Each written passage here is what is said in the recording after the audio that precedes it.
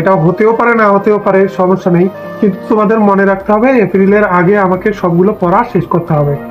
সবগুলো পড়া শেষ করে আমাকে সবগুলো পড়া শেষ করে তারপরে রিল্যাক্সে আমাকে পরীক্ষা দিতে হবে।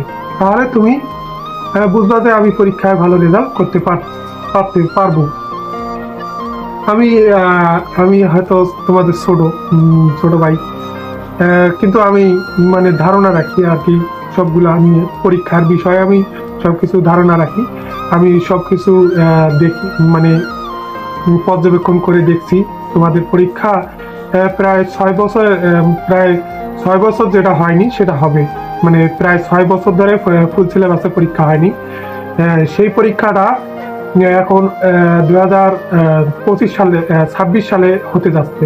মানে ফুল সিলেবাস 2025 সালে তারা পরীক্ষা দিল, তারা কিন্তু শর্ট সিলেবাসে পরীক্ষা দিছে, কিন্তু তাদের